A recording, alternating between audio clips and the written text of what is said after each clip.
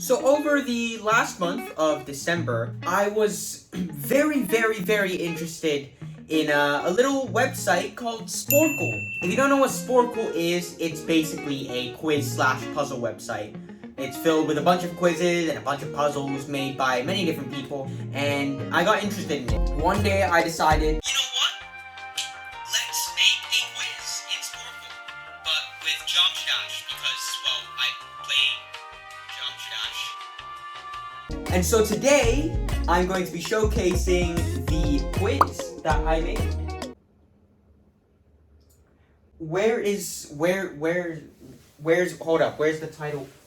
Okay, I see it. So, Jump Dash Logic Puzzle. You may not have seen a logic puzzle before, but it's actually pretty fun, and I enjoyed logic puzzles as well. I did them with my brother, and they were amazing. So, I decided to make a Jump Dash related one for all the Jump Dash players, for the GD community. Before we dive into the video, if you guys have not subscribed to the channel yet, please subscribe to the channel, as I would really appreciate it. About 70-something% of you guys are not subscribed, so if you do, I would really appreciate it, and you can just basically watch any content that I put out. I'm going to mention that this video is divided into 3 parts. You have the intro, you have the basically how I made the quiz, and you have the walkthrough that is at the end of the video.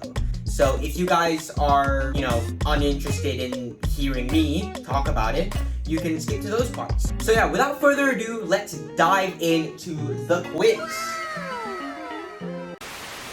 So basically, the way I made the quiz is that let me just start by going into edit quiz.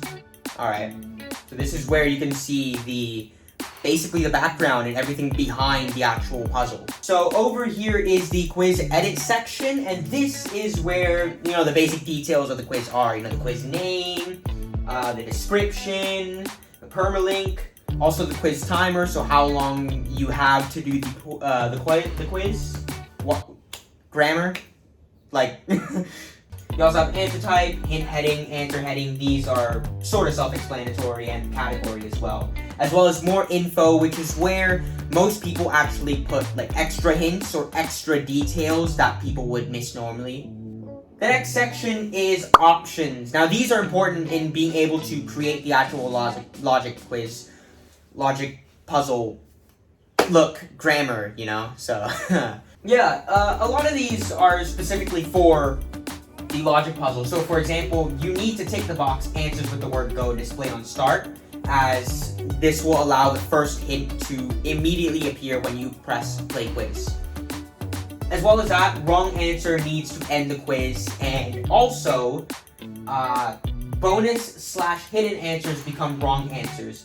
The next section is data, and this is where the magic truly is, This is where the magic is made. So you have the first column, which is the number, the box number, and you have the player, and you have the level as well, which is what is being guessed. So obviously, each player, as you can see, has their own name in the actual column that they're on. And the reason why there's 2 sets of these names, besides, the first player, which is A on Air, is because A on Air is the first answer and you don't have a wrong answer. The second set of guesses are completely just for when you get them wrong, for example. Obviously, we need to have A1, B1, C1, D1, and so on, just for people to tell when hints are being given. Where is row A, for example? Where is column 2, for example? And the BRs, if you're, a master at coding, you already know what this is, but BR is basically to just, it's basically like an enter, These are purely just to make the boxes equal, and so when you go into the quiz and you type in an answer, it doesn't, push the boxes down even further and makes them unequal. The level, what is being guessed, obviously you need to have the correct guess or the answer you want to appear in the box when you answer the correct answer to be the first answer.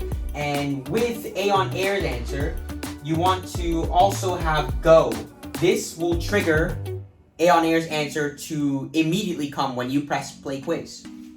Now you can obviously see there is also the actual level. This is so that people don't need to guess the entire clue just to get the clue. This is with everything. And with the second set, these are all the wrong answers. As you can see, these are where the custom messages are. For example, with Eartham, wrong. Eartham bans you from Earth. Yeah.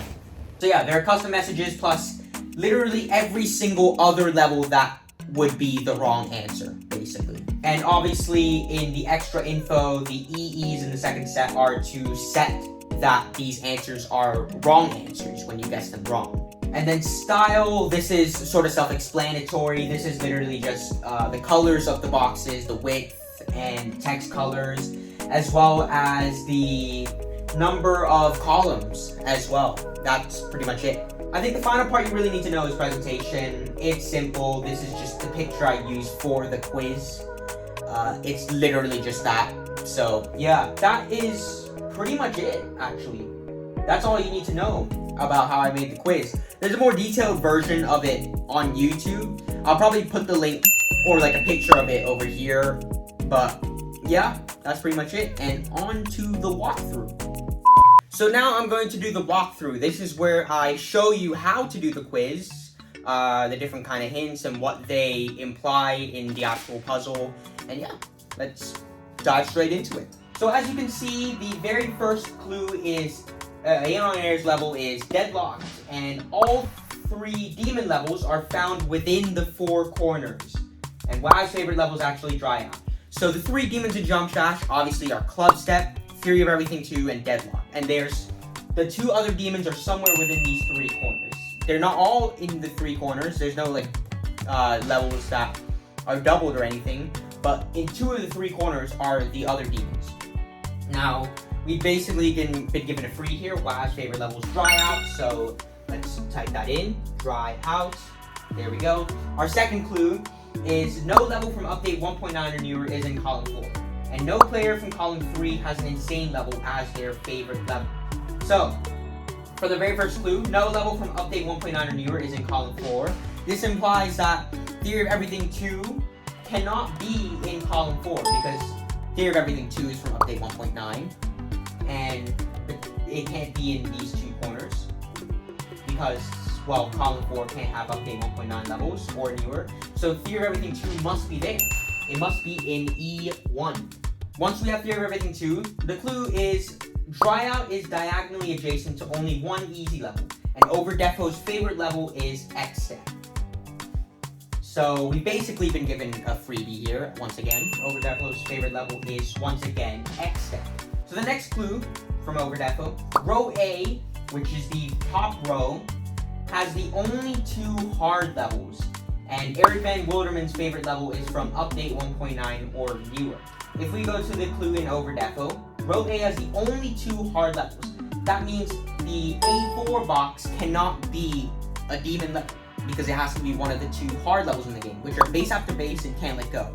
Therefore, this corner has to be Club Step. E4 is Club Step. Now this clue is a little bit long, but 8 of the first 10 levels in the game can be found within columns 3 and 4. The first 10 levels in Jump Dash are Stereo Madness, Back on Track, Poltergeist, Dry Out, Base After Base, Can't Let Go, Jumper, Time Machine, Cycles, and X-Step. And X-Step is already here. So there's only one more level, if there is that level, that is outside of columns 3 and 4. The players in column 2 only have insane levels as their favorite levels. So if we take this clue and add it with the second clue in Overdefo's box, we can figure out that his level is the only insane level that is from update 1.9 or newer, which is Finger Dash. There's no other insane level from that time. So therefore, EVW's favorite level is Finger Dash. 2 levels whose titles begin with the letter C are in column 3. They are both adjacent to each other. Now this one might trick a few people, maybe, but the levels that start with C in Jump Dash are Can't Let Go, Cycles, Club Step, and Clutterfunk. Now, because the clue in WAV's box that says no player from column 3 is an insane level is their favorite level, so all the 3s, this rules out Clutterfunk completely. And because we already have Club Step in E4, which is JF's, that means the 2 levels in this have to be Can't Let Go and Cycles.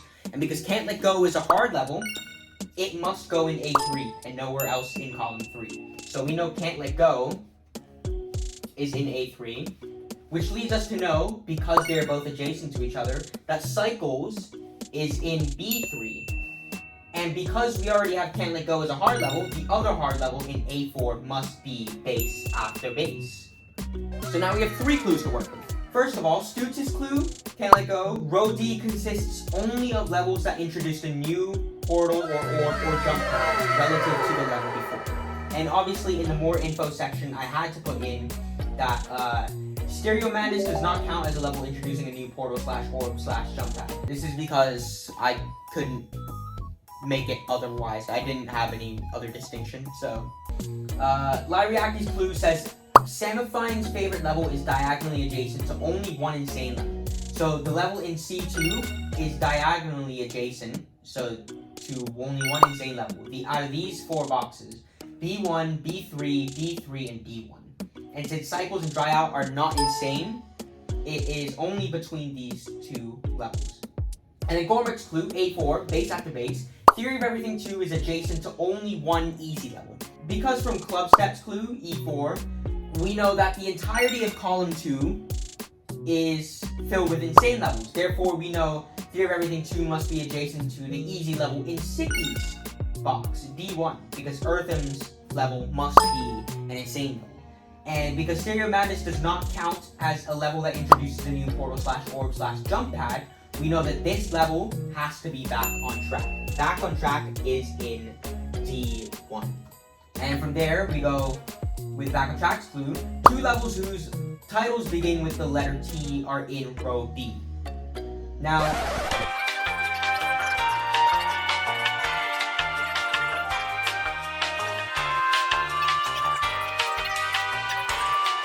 Theory of Everything must go in B2. And therefore, we figure out a Time Machine must go in B4. From Time Machine's clue, we get that row B consists of 2 levels whose titles have 2 words in them. But before we take that clue into consideration, we know that this level, Wav's favorite level, Dry Out, is adjacent to one easy level as well. And because we know that C2 and E2 are both insane levels, and Clubstep is here, the only other place the other easy level Stereo Madness can go into is Danilex, which is C4. And then Stereo Madness's clue is a level which has a different title as its soundtrack title on Newgrounds is adjacent to the only 2 other levels with the same property. Now, you have to dive a little bit deeper to know what this is, but the 3 levels in Geometry Dash that don't have the same name as their soundtrack title on Newgrounds are Finger Dash, Clubstep, and Blast Processing. We already have Finger Dash and Clubstep, but we don't have Blast Processing. And Blast Processing must be adjacent to both of them. So the only box that is adjacent to D2, Finger Dash, and E4, Clubstep, has to be E3. So Blast Processing is in E3. Now if you notice, first of all, Electroman Adventures is not in this puzzle. So that's one insane taken out. We know which level is not in the puzzle. Second of all, we have 2 levels in columns 3 and 4 that are not from the first 10 levels in the game. Therefore, the other 2 levels in here have to be from the first 10 levels in the game. And the only 2 levels that are left are Poltergeist and Jumper. To know which one goes in D4, you have to look at Can't Let Go's clue, Stoots' clue, A3's clue. Row D consists only of levels that introduce a new portal / orb / jump pad relative to the level before. We know Jumper doesn't do that. Jumper is basically everything you played in the past 6 levels, just put together, but in a more difficult sense. Therefore, Poltergeist has to be the level, because Poltergeist introduces the yellow orb. So, Poltergeist goes into D4. Therefore, Jumper goes into C3. So we're left with 4 levels. We know 2 of these are insanes, but we know there's 3 insanes left. Therefore, one of the insanes must be. Now, because row B, Mr. Spaghetti's clue in B4 says row B consists of 2 levels whose titles have 2 words in them. Therefore, you know that Colon's level must be an insane level. And because row B consists of 2 levels whose titles have 2 words in them, Time Machine being one of them, Hexagon Force has to be the other one. There's no other insane with 2 words in them. And because you know the other 2 levels are insane levels, C2 and E2, you know C1 has to be the only other level in this puzzle that is not an insane level, which is Geometrical Dominator. I was about to say Geometry Dominator, but you get my point. So, Geometrical Dominator, gives you this clue. Row E consists only of levels from Update 1.6 or new. Now, obviously, Electrodynamics is part of that, but Clutterfunk is not. Easy clue. Electrodynamics has to be in E2, and Clutterfunk has to be in C2. And that is the end of the quiz, pretty much. There you go, 100%. So, when you guys play this, you guys can obviously play it, criticize it, see if you can catch where I have wrong logic or catch where I have the wrong facts or information. If you guys do, I really appreciate it. One person in the comments already did that and I changed it. So, again, if you guys do enjoy this video, be sure to hit that like button down below. Also, subscribe to the channel for more content like this. And please, go ahead, play this quiz. You might actually find it enjoyable. And basically, I just challenge everyone to play this, as it's a really fun puzzle to get your brain going. So, yeah. Once again, thank you guys for watching. And I'll see you guys later in the next video. Peace. Everybody nowadays shady, lying. I don't need a side, I got a main, no lying. Wonder why you always playing games, I've been vibing. Told you that the mother girls lame, why they lying? I'm like, what? First things first, you got me so fucked up. Pretty women at the video, don't let them touch us. I was driving like a maniac, but you could trust us. I've been feeling like Victoria, I need my justice. What?